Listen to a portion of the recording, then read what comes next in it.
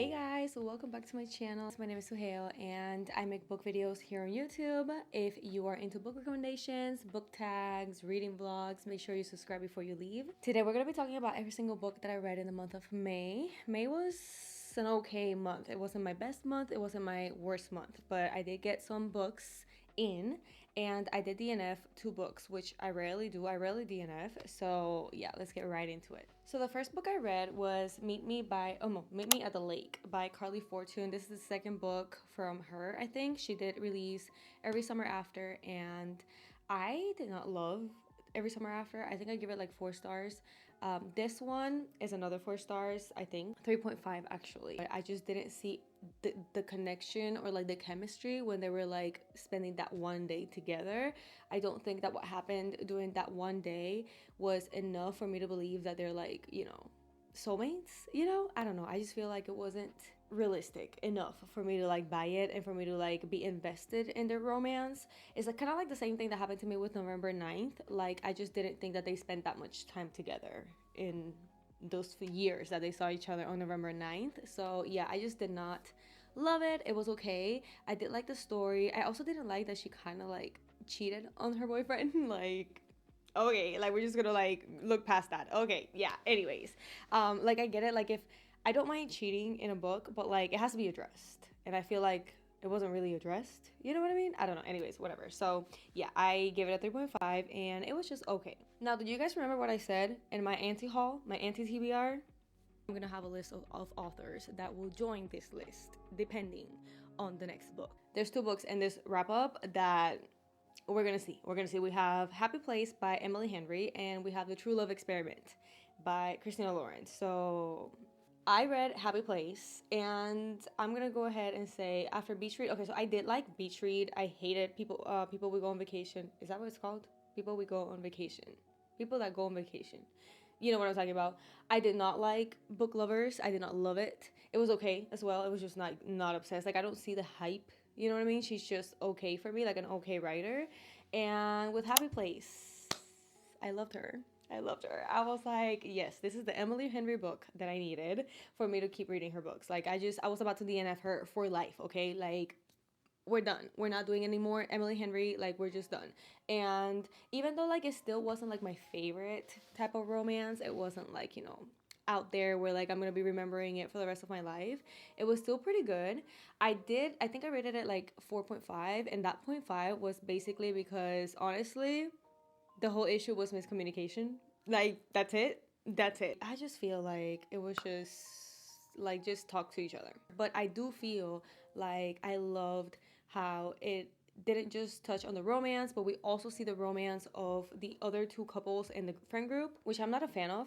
But because I know that Emily Henry writes her romance like that, she doesn't make it about the romance only. She adds other plots like the sister plot and Book Lovers and all that, you know what I mean? So I feel like I was prepared for this one, and that's why I was not disappointed. With Book Lovers, I thought it was going to be a romance and it was more about sisters, you know what I mean? So anyways, I appreciated it because I was aware that that's how she writes and I saw it coming, so I was able to, get myself into the story and into the other couples in the story, not just the main couples. Okay, then I read The Mountain Is You, Transforming Self-Sabotage into Self-Mastery. And with this one, I'm not gonna say much because I turned 30 in July and I plan on doing a video about my favorite books of my 20s, both non-fictions and like fictions by category, like my favorite fantasies, my favorite romance and all that.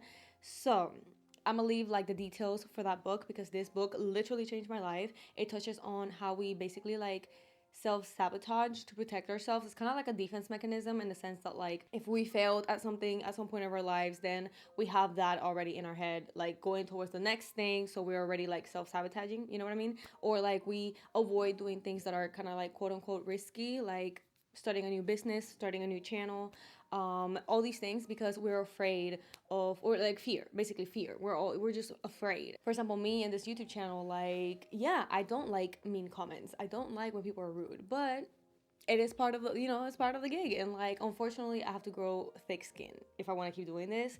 And as much as I hate it and I do get in my head about it, at the end of the day, who cares? You know what I mean? It's like saying, for example, if someone on the internet is commenting, oh, you're so ugly, like, okay, You know what I mean? Like, if just think about it this way, Jesse Smiles said this in a podcast, and I was like, I'm gonna keep that in the back of my head. So when you were like at a gas station, right? Let's say you see like some random dude like sitting down, I don't know, on the sidewalk, and he's just like looking at you, and he's like, "You're so ugly." What would you do?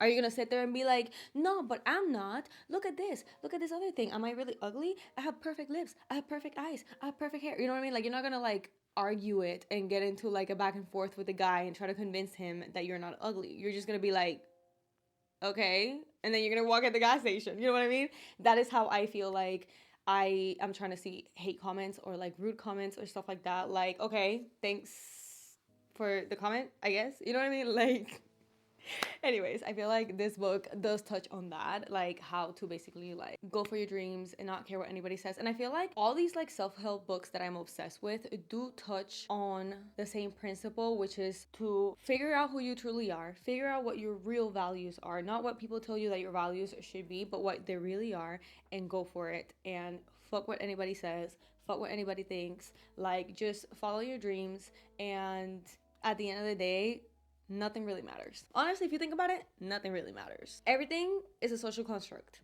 So, yeah. Anyways, that was a great book that I read. And like I said, I'm going to go in depth in the other video. And then I also read Magnolia Parks and King of Pride. I do have a vlog for that, so I will link it up in the cards so you guys can check it out.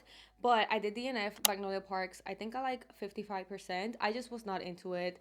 I feel like, I said this in the vlog, like I feel like I saw it the same way that I saw Addicted. Like, it's not that I don't like reading about addiction. It's just that whenever like it's a romance, or it's supposed to be a romance, and like one of the people are like either an addict or like dealing or like recovering from addiction, I feel like a lot of the ways they fuck up is something they can't control because they're an addict. So like, it just frustrates me because I know that the person doesn't really want to do that. It's just their addiction, you know what I mean? And I feel like that's what happened with Addicted. That's what happened with The Final Offer.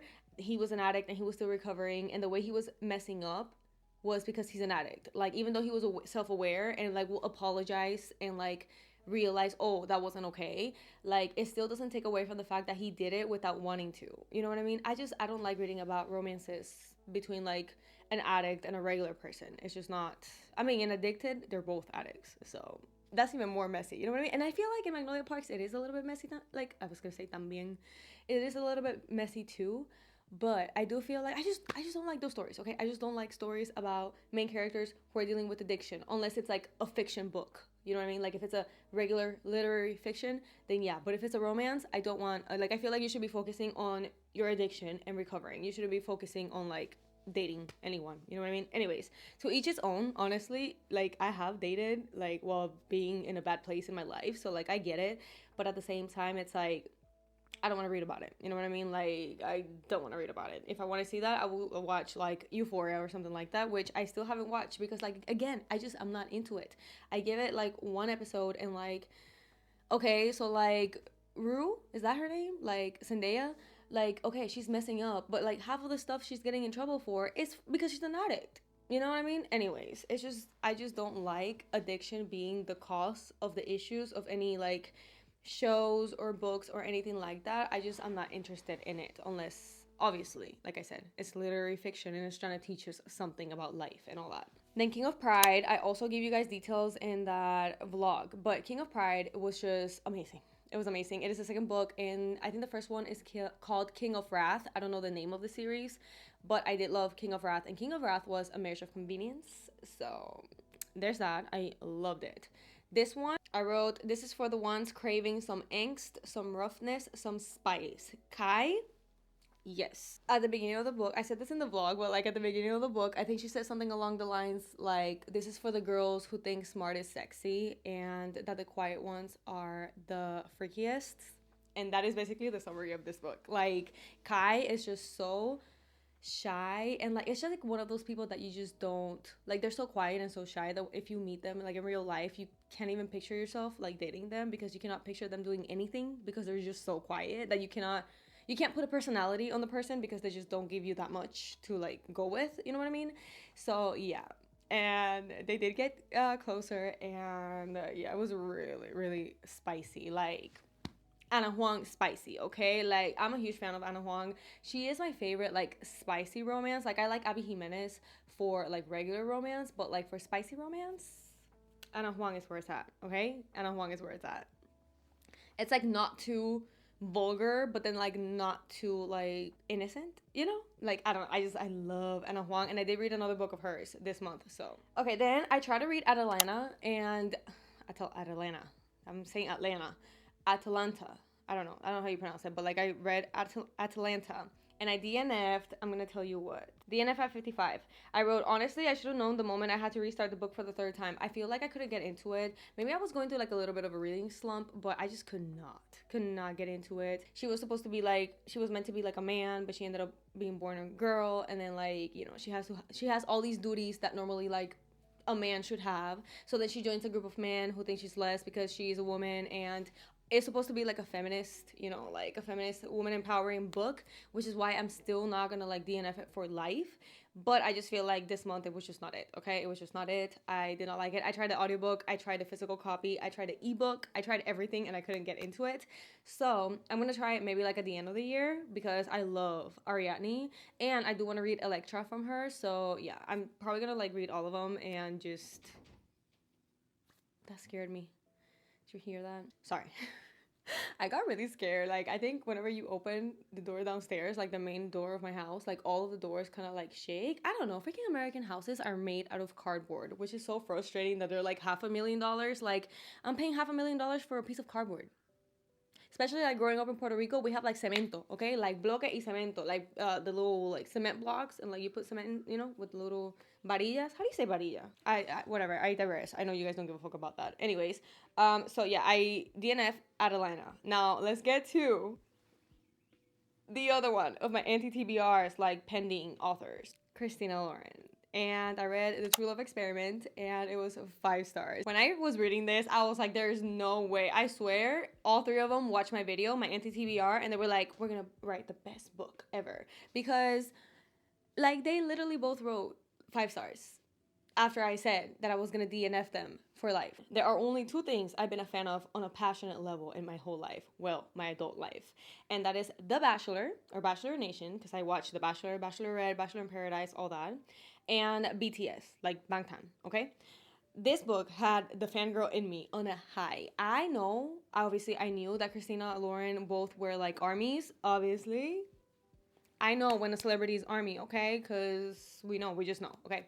So I know that Christina and Lauren were army, but I didn't know that we're going to put them in a freaking book. Like, they literally have BTS in this book, you guys. Like, they have BTS in this book. And it takes place in a bachelor or bachelorette scenario. Okay, so like the bachelorette scenario, first of all, the guys are like not named, but they're like picked after a trope. So like the cinnamon roll, the the sunshine, you know what I mean? Like they have like different like romance trope, like character tropes, because she is supposed to be a romance writer, but then she's also a fan of a band called Wonder Bar or something like that. And I forgot that they were like BTS fans, but like when they were at the concert and they said that like everyone was like all ages, like from like teenagers to like older people, I knew it was inspired after BTS, because BTS is the only artist that I have seen that they have fans, like hardcore fans, like that are like 5 years old to like 60, 70, 80 years old. Like I literally have seen fans of BTS of all ages, and when I went to the concert, it was like the most like, it was the craziest experience. Honestly, it was like I can go on and on about being army, so I'm just gonna shut up, okay? So yeah, I was like, and I felt like I was at the SoFi Stadium, okay? I felt like I was at SoFi Stadium at the BTS concert, just living my best life. I feel like this book took me back, and that is one of my favorite like memories of my life. So like obviously I was like, oh my god. Okay, Connor. Oh my gosh. I said Jacob from Yours Truly was the perfect man, but as much as I love Jacob, Connor is definitely more my type. Mature, emotionally aware, but with a little bit of a bad boy in him, not too innocent, you know? So yeah, I feel like Jacob was still, even like looking past his anxiety, I feel like he was like a little bit of a good guy, which I don't mind, obviously. but I like bad boys and stuff like that, you know. So yeah. Anyways, then I put all the BTS references were so on point. It made my army heart so happy, especially at this moment when they're gone. Oh my gosh, I'm gonna cry. Especially at this moment when they're gone and they won't be back for a while. Oh my god.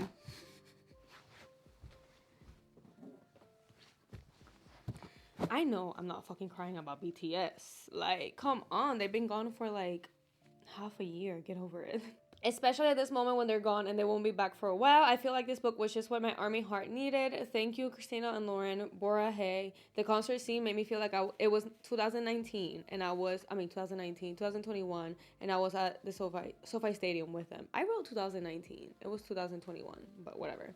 4. As someone who was addicted to the Bachelor franchise from Chris Soules to Michelle Young, because that was like the first season I watched was Chris Soules, and then the last season I watched was Michelle Young. This book was everything, and I'm sorry, but if you have never been excited to watch a live season finale and actually watch the unhingedness of it all, then this book ending is probably not gonna hit as hard. Yeah, like the ending, like where everything happened was like at the finale, and I feel like if you have not been excited for a Bachelor finale, then you don't know how big of a deal it is. So like maybe the end of the book is not gonna hit as hard. You know what I mean? So yeah. If this would have happened in real life, Bachelor Nation would have lost their shit. Yeah, like I'm telling you, like the ending where they were like at the live finale.